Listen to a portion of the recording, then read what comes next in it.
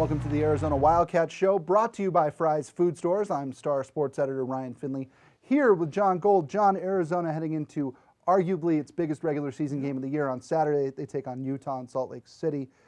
This is a team that, in my opinion, is playing as well probably in the last 2 weeks, 3 weeks, as they played all year. I think you can say that for sure. But I think they need to put together an even better performance if they have a chance to win on the road this week. Well, the teams they beat over the last couple of weeks have been horrendous. Right. Washington State, USC, they put 86 or 87 points against all of them. And then the UCLA game, they score 57. Right. So we can see that Arizona can be stopped. But their defense is so good they can also stop anyone. And we've seen Arizona do that a couple times this year, beat like an Oregon State, like 50-something to 40-something or 30, whatever it was.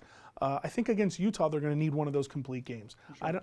They're going to need to score 80 because Utah's going to score 70. Sure. This is not going to be one of those give-and-take games. So I think Arizona obviously has a clear advantage. They're a better team, but it is a close game, and it's going to be a tough one. All right, let's do a little sort of quick, rapid-fire stuff here, okay? You ready? Yes. Okay, we have the clock. Okay, we don't have a clock. Okay. That's fine.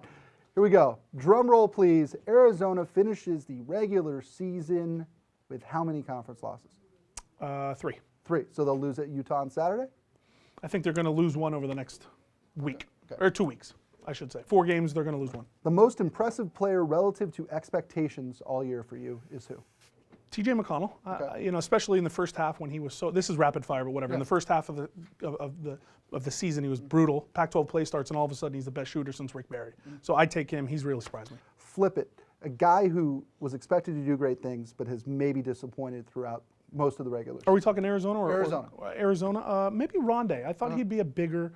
Rondé Hollis-Jefferson, I thought would just be a bigger presence offensively. There are times still when he forces a shot or he takes one of those off-balance, weird one-arm push shots, and you're like, come on, you got to know not to do that.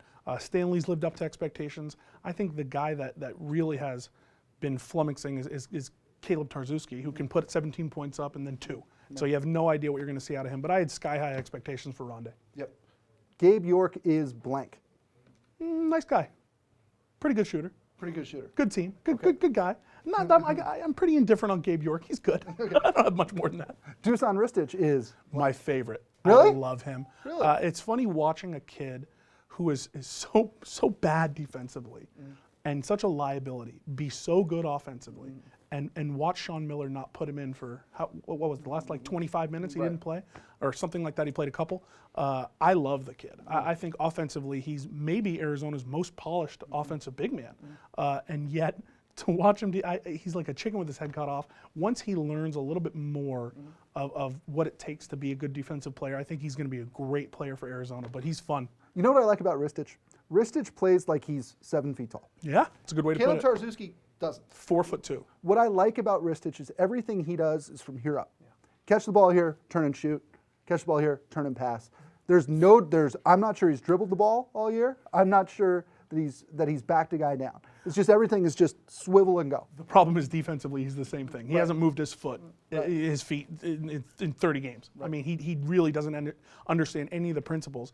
But when you get guys like that who are kind of an open book and kind of, or blank slate I should say, you're able to teach them, and you're able to take them. He could really take a huge step forward, like a guy like Nikola Vucevic a couple years ago at USC, who was decent enough, and then all of a sudden just learned a little bit more and became a stud, and now here he is in the NBA putting up 17 rebound games. The difference between Arizona making the Sweet 16 and the difference between Arizona winning the whole dang thing is what?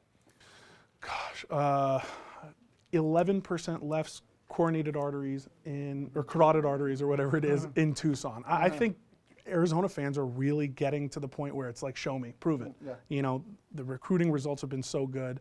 The regular seasons have been so good. They need a run. They really need a run to get people feeling like, okay, Sean Miller is going to be the guy who gets us to the promised land a few times rather than just one miracle year. Would you rather run up and down the floor like Oregon does and be just okay? Or would you rather slow the ball down like, Oregon State does and be better? Personally, I don't want to run. Okay. So whatever it takes to just roll the ball down the court, I'll meet you at the end. I love Oregon State's basketball. I think they are playing a game that is not played that much anymore. And really, once Wayne Tinkle starts getting the guys around his getting the chemistry right, getting the guys, not the recruits, star recruits, because they're not going to get them in Corvallis. But once he gets the guys who fit his system, that's going to be a good team. That's going to be a tough team in the Pac-12. Two-word answer. Wayne Tinkle is. Great name. There we go. That'll do it for this episode of the Arizona Wildcat Show. I was going to go with Lute Olson reincarnated. That's 3 words. Okay, Lute Olson. There we go. Ish. Looks, Olson-ish? looks like him. Mixes the navy coat, khaki pants pretty well. Dashing guy. Looks like a senator. He does look like a senator. Does look like a senator. Well, that'll do it for this episode of the Arizona Wildcat Show, brought to you by Fry's Food Stores. For Jon Gold, I'm Ryan Finley. We'll see you next time. Try this matchup. Low prices and faster checkout. You can count on it at Fry's.